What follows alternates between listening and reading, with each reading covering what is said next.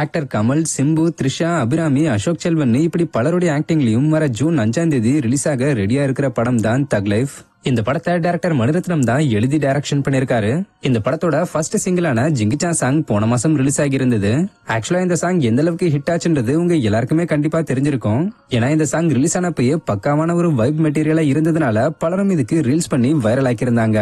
இதோட தாக்கம் குறையறதுக்குள்ளே ரீசெண்டா இந்த படத்தோட செகண்ட் சிங்கிளா சுகர் பேபின்ற ஒரு சாங்க ரிலீஸ் பண்ணிருந்தாங்க.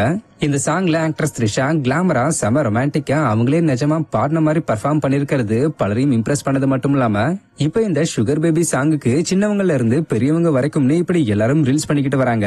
இது எல்லாத்தையும் ஆக்ட்ரஸ் த்ரிஷாவும் ஒண்ணா தன்னோட இன்ஸ்டாகிராம் ஸ்டோரியில ஷேர் பண்ணிக்கிட்டு வராங்க. கூடவே இவங்க இந்த சாங்குக்கு ரிஹர்சல் பண்ணப்ப எடுக்கப்பட்ட வீடியோவையும் ரீசெண்டா ஷேர் பண்ணிருக்காங்க. இதுல கோரியோகிராஃபர் ரோஷினி தான் கூட ஆடி இருக்காங்க.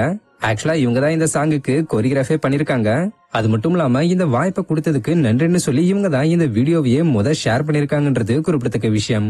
ஆக்டர் கமலும் டைரக்டர் மணிரத்னமும் நாயகன் படத்துக்கு அப்புறம் கிட்டத்தட்ட 37 வருஷம் கழிச்சு இந்த படத்துல இணைஞ்சிருக்கிறதுனாலேயே ஸ்டார்டிங்ல இந்த படத்து மேல ஒரு எதிர்பார்ப்பு இருந்தது. பட் ரீசெண்டா நடந்த இந்த படத்தோட ட்ரெய்லர் லான்ச் மற்றும் ஆடியோ லான்ச்சுக்கு அப்புறம் இந்த படத்து மேல பலருக்குமே இன்னும் எதிர்பார்ப்பு கூடி இருக்குன்னு தான் சொல்லணும். சோ ஜூன் 5ஆம் தேதி ரிலீஸ் ஆக போற இந்த படத்தை பார்க்க யாரெல்லாம் ஈகரா வெயிட் பண்ணிக்கிட்டு இருக்கீங்கன்றத கமெண்ட்ல சொல்லுங்க. இது மாதிரியான அப்டேட்ஸ்க்கு மறக்காம நம்மளுடைய சேனலை சப்ஸ்கிரைப் பண்ணிக்கங்க. தேங்க்யூ.